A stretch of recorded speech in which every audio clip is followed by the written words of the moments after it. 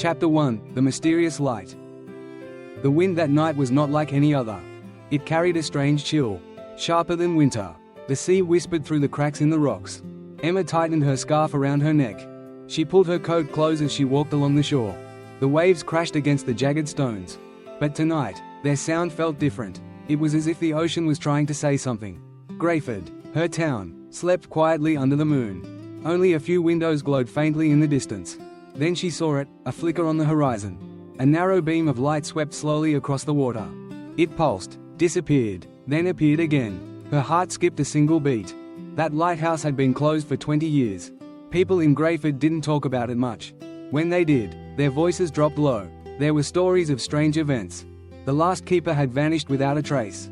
That happened on a stormy night long ago. Since then, no one had dared to live or work there. And yet, tonight, the light was burning again. A cold shiver ran down her spine. Maybe it was a prank by some kids. Or maybe a fisherman with a strong lantern.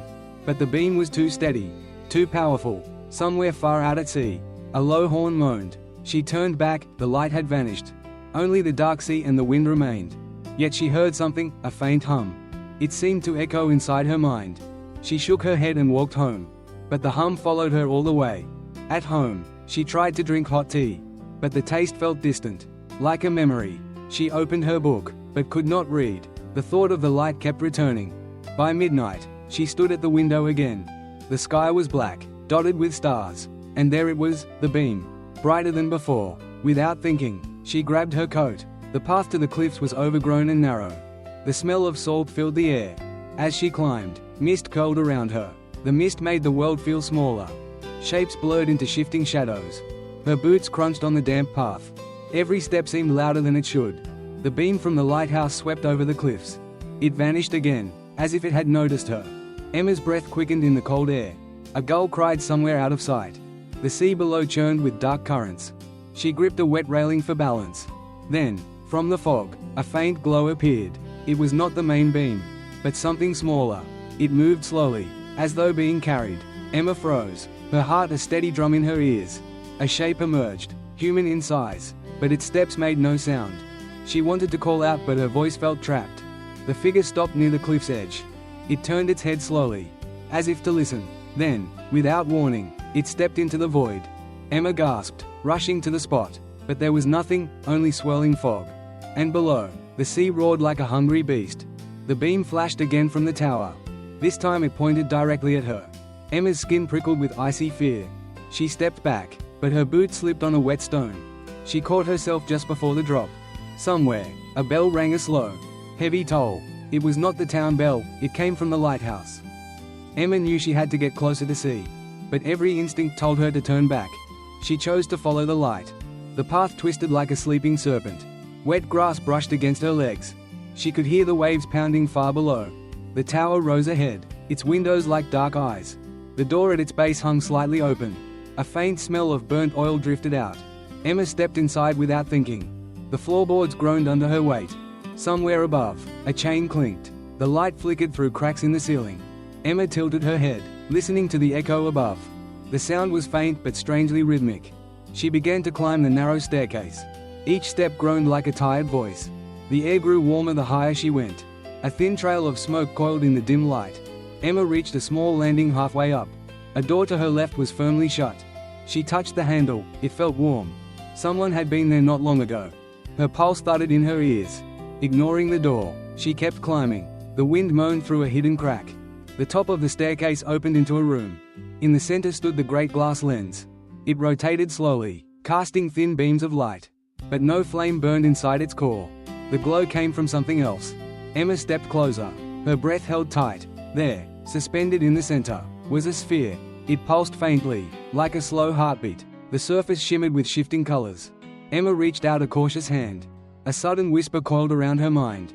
"Leave, before it's too late." Emma spun around, but no one was there. The whisper seemed to come from the sphere. Her hand trembled, yet she couldn't pull it back. The sphere's glow brightened, flooding the room. Shadows fled to the farthest corners. For a moment, Emma saw a figure in the glass. A man's face, pale and tired. His lips moved, forming silent words. Then the light snapped off. Darkness swallowed the room. The lens stopped turning with a dull click. Somewhere below, The bell tolled again. This time, Emma heard footsteps on the stairs. They were slow, deliberate, and getting closer. Emma backed toward the farthest wall. The door creaked open without a push. In the doorway stood a tall figure. His eyes glowed faintly in the dark. "You shouldn't be here," he said softly. Emma's voice cracked as she tried to answer. "I saw the light," she whispered. The man's expression darkened with worry. "Then you've seen too much," he murmured. The floor shuddered beneath their feet. A deep rumble echoed through the walls. Dust drifted down like snow. The man glanced upward with sudden fear. "It's waking," he muttered. Emma's throat tightened, her voice barely a whisper. "What's waking?" she asked. The man's eyes flicked toward the sphere. Its glow pulsed faster, casting restless shadows. "You need to leave before the tide changes," he said. A sharp creak groaned from below the floor. Emma felt the boards bend under her feet. The man stepped closer, his coat brushing her arm. "Follow me, quickly," he urged. They hurried down the narrow stairs. The light above flared with sudden intensity. Emma looked back just as the lens cracked. A piercing sound rang like breaking glass. The man didn't slow, his grip on her arm tightened. "Don't look, just keep moving." They reached the closed door at the landing. He pushed it open, revealing a dark corridor. The air smelled of salt and rust. Somewhere ahead, water was dripping. "This way leads out," the man said. Emma followed, her heart hammering against her ribs. The corridor sloped downward into the darkness. She could hear the waves crashing against the rocks. The sound grew louder with each step. Suddenly, the man stopped so abruptly she almost collided with him. In front of them was a heavy gate. Chains hung across it, swaying like cold snakes.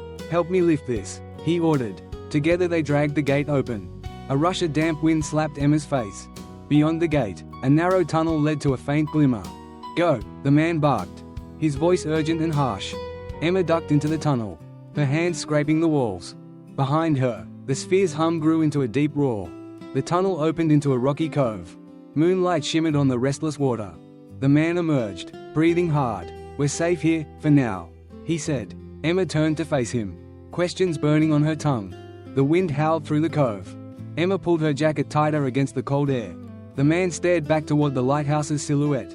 Its beam was no longer steady, but flickering. "You still haven't told me your name," Emma said. He hesitated, then gave a thin smile. "Names don't matter here," he replied. Emma frowned, frustration mounting. Why was that light calling me? His gaze darkened like stormy clouds. "Because it knows you can see it," he said quietly. Emma felt a chill run down her spine. The man stepped closer, his voice a low warning. "Whatever you do, never go there when the tide is low."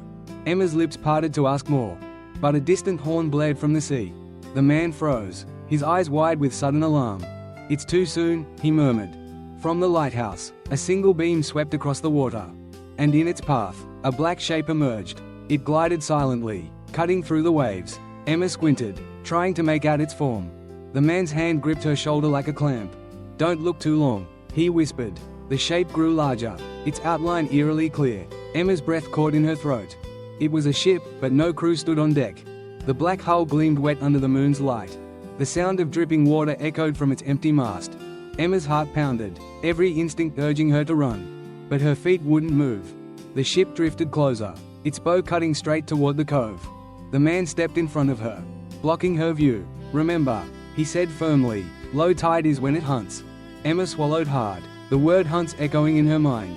Above them, the lighthouse beam flickered and went dark.